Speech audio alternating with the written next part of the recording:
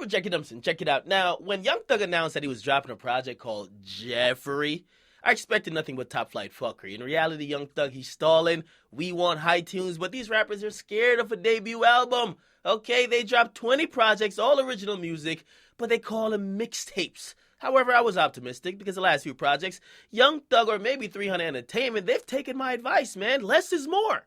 Quality over quantity. Not because you give us 20 tracks on a tape means the tape is good. Give us the tracks we really want. You guys already tease almost all goddamn tracks through snippets on Instagram and Snapchat. Give us the ones that fans are asking for. Then capitalize off those songs. Maybe eventually you could get that quote-unquote elusive buzz that you're searching for. Now, Jeffery dropped, okay, and despite the flexible dress, the Raiden outfit on the cover, the project was put out via 300 Entertainment, via streaming outlets, and also on iTunes for sales, which basically means even though it didn't get almost album-like promotion, with the gimmicks included, it's almost like an album, okay? The nigga did change his fucking name to sell a project. He wore a dress. What more do you need, okay? Now, sales are coming back, and they're actually officially back in full. And Jeffery sold first week 17,748 in raw sales, 37,342 with streaming. Let's just call it 40,000. We'll give him an extra 3. Now, for all of that, 40,000 sold first week. Again, I'll say, and I've been saying this for a while, 300 Entertainment has a promotion problem. They are trying to not cut that check to radio and traditional outlets for mainstream promo, and they're hoping to have mainstream artists. But unfortunately, as I keep saying, if they don't got those singles, infectious singles, the sales won't come back looking good. Fetty Wap was an exception. He had them singles. Okay, they didn't have to spend too much, but Young Thug, he's selling severely less than his counterparts, Travis Scott, Kevin Gates, and others, because his label isn't cutting that check. Now, Leor Cohen, send your boy stimulus package, because Thug out here looking funny in the light. He's been looking funny anyway, right? Now, let's just get to it, because what about the quality, right? It's only 10 tracks, and some of them we already heard before the tape dropped. So let's get right into it. By the way, you'll notice that most of the tracks, they're named after people. He claims the people he named the tracks after are his inspiration. Now, track 1 is a track called Wycliffe. I love this track. Can't even lie. One of my concerns is that Young Thug, he gotten a bit of a habit recently of being like a droned-out, high-pitched, whiny voice on most of the track, which diminished his ability to make those big hit songs like About the Money, right? Remember his voice in About the Money? Danny Glover, Stoner, right? Those hooks I'm talking about.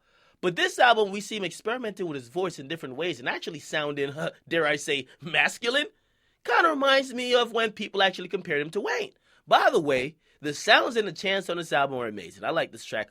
Wycliffe, I like it. Okay, track 2 is a track called Floyd Mayweather. It's a decent track with Travis Scott and also Gucci's on it. By the way, shout out to Guwop. I hate when Thug has too many chefs in the kitchen, though, as I've always said, because this is a decent track, but if you looked at the track listings and the people who were on it, you would think it was going to be flames. The reason why I don't like when there's too many people or too many chefs in the kitchen, there's no cohesion. Everybody get on the track, they're trying to just get off, okay? Listen, Thug, you got to pick one or the other. You got to pick Guwop or you got to pick Gunna or Travis Scott, okay? All three makes it sound like a fucking mess, okay? Now, track 3 is a track called Swizz Beatz. The hook is fucking flames. Can't even lie. High energy Thug is the wave. By the way, the chorus makes the song. The first verse, whack. I mean, I appreciate him experimenting with his voice. The second verse is definitely more tolerable. Thugger, you could have did better with this. The hook is fire, man. You could have worked the verses a little bit better, but it's still catchy as hell. Number 4, it's a track called Future Swag. Now, this is heat. Classic mumble rap hook. I fuck on your baby mama. I fuck on your baby. I love this shit. Now, Thug again turns up. I can't even lie. Again, I like up-tempo Thug. That's the wave to me. Okay, by the way, Paul's at the line. He says, I'm on your ass like a thong, nigga. Men don't wear thongs, at least where I live. Okay? Okay, I don't know how they're getting down across the border. But listen, number 5, that's a track called Riri. like the production on this joint. This is actually a very dope joint. I mean, it first sounds like, I mean, it kind of even sounds and kind of fits Rihanna because it kind of describes the thought that Rihanna is, man. I ain't gonna lie, man. The hook, Thug kills it. I mean, once again, we got to give Thug for killing all these hooks. He really turned up on most of the hooks for this entire tape. The track is so dope. I actually want Rihanna to even acknowledge this track and acknowledge Thugger for it because he definitely did his thing, okay? And by the way, salute for Thug. He shot out a deal with Kevin, so obviously Thug got something in the pipelines. Now, track 6. It's a song called Guwop, and you know a song called Guwop had to be turned.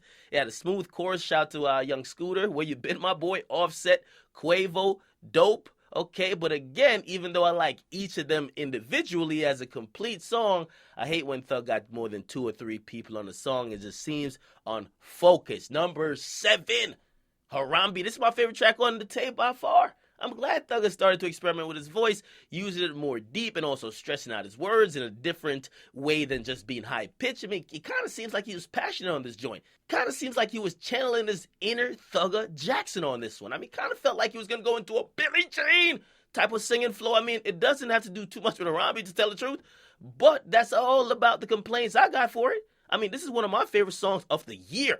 Okay, not only the tape, of the year.